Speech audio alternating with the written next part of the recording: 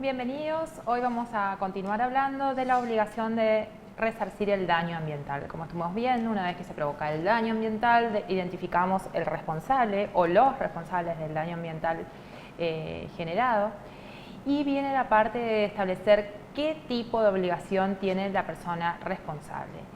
La Ley General del Ambiente establece que la obligación es prioritariamente la de recomponer el ambiente. ¿Qué es esto de recomponer el ambiente? A ver, trayendo las normas del Código Civil, tenemos que recordar que el artículo 1740 establece la reparación plena. Esto para las demandas por daños y perjuicios individuales. Pero analógicamente podemos decir que la Ley General de Ambiente lo que quiere establecer con esta obligación prioritaria de recomponer el ambiente es esto, que la reparación se dé primordialmente en especie. ¿Y qué quiere decir en especie? Es volver las cosas al estado anterior, es decir, tratar de mitigar o de reducir el daño ambiental provocado. Lamentablemente, muchas veces cuando hablamos de daño ambiental es casi imposible volver al estado anterior.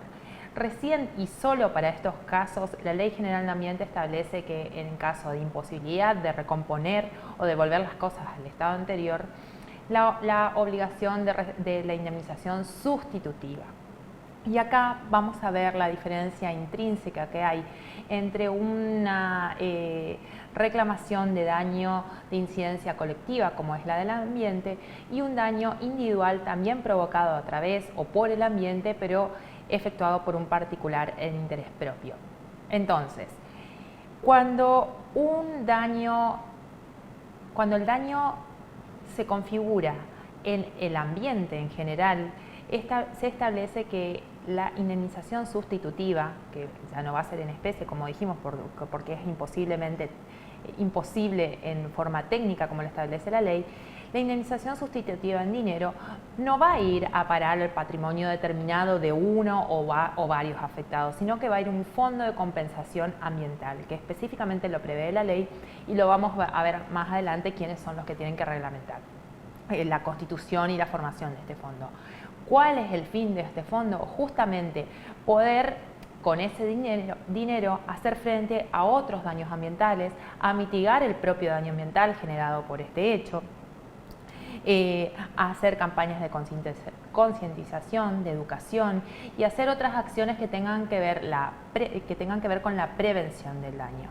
Lo diferente, como les decía, es que si es por ese mismo daño ambiental un particular reclama una lesión a un derecho subjetivo, el principio que establece el Código Civil es que el damnificado puede optar en pedir la reparación en especie, y si esto es totalmente oneroso o abusivo, se puede optar por la reparación en dinero.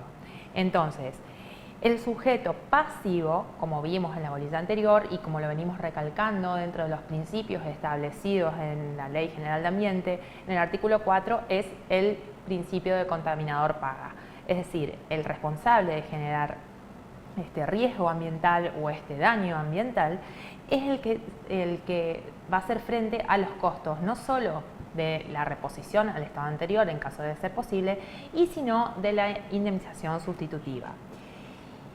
¿Cuál es el problema en este punto? Que muchas veces los daños ambientales requieren para su cuantificación, que es muy importante porque imagínense, un juez establecido que no se puede volver al estado anterior. El ambiente está dañado por un efecto, pongámosle que se contaminó parte de un río o parte de una costa de un río.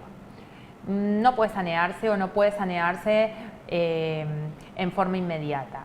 Esos costos de mitigación o de volver al estado anterior deben ser a costa de él o los generadores del daño. Pero ¿quién cuantifica este daño?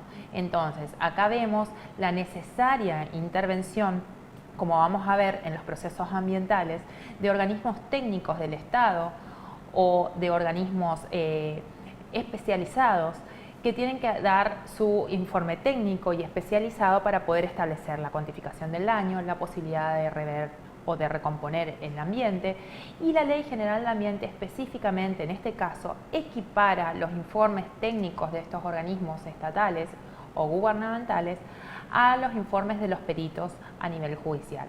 Obviamente, esto es revisable y puede ser impugnado por la parte a quien perjudica este informe, pero es una de las características del proceso ambiental. Lo vemos luego cuando volvemos a hablar del proceso ambiental, pero quiero que tengan esto presente cuando hablamos de la diferencia, porque dentro de un mismo proceso, que es lo que vemos también en esta bolilla, la caracterización del proceso ambiental. Entonces, la caracterización va a estar dada por dos factores fundamentales. Uno, la causa fuente generador del daño, y por otro, la pretensión.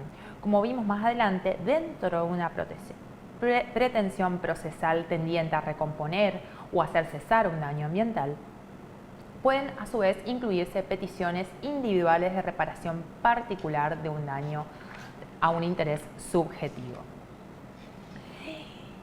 Quiero volver acá en este punto al Fondo de Compensación Ambiental que establece la Ley General de Ambiente en el artículo 34. Lo crea este Fondo de Compensación Ambiental, que como les dije tiende a poder garantizar con este fondo la atención a emergencias ambientales, acciones de prevención, de mitigación, de protección del ambiente. Cada jurisdicción local, es decir, provincial, tiene a su cargo determinar por la reglamentación, por la legislación, cómo va a estar compuesto, cuáles son los destinos para estos fondos específicos y cómo va a estar compuesto su presupuesto. Generalmente, también se ven estos fondos de compensación ambiental en normativas específicas que fuimos viendo a lo largo del desarrollo de esta materia. Por ejemplo, en la ley específica de prohibición de las actividades de PCB, en la de residuos domiciliarios, en la de residuos industriales, cada uno fue armando este sistema específico de fondos específicos de compensación ambiental. No obstante, a nivel de la provincia del Chaco, tenemos la ley 783, la defensa y mejoramiento ambiental, que crea un fondo ambiental. También en la provincia de Buenos Aires está la ley 3341, que crea también un sistema de fondo de compensación ambiental que tiende a asegurar estos destinos que estábamos hablando. Lo que quiero recalcar es que cómo se componen mayoritariamente estos fondos de composición ambiental. Y aquí cierra el círculo de lo que estábamos hablando cuando no es posible reparar en especie el daño ambiental y se paga, o sea, se paga la indemnización sustitutiva en dinero. Va a parar a este fondo, pero también a este fondo van a parar las multas, las tasas, porque no se olviden que la parte judicial es la última ratio, por decirlo así. Antes hay controles administrativos del poder de policía que también pueden establecer multas por no acercarse a lo que prevén las leyes, las leyes de presupuestos mínimos y las específicas que va dictando la provincia.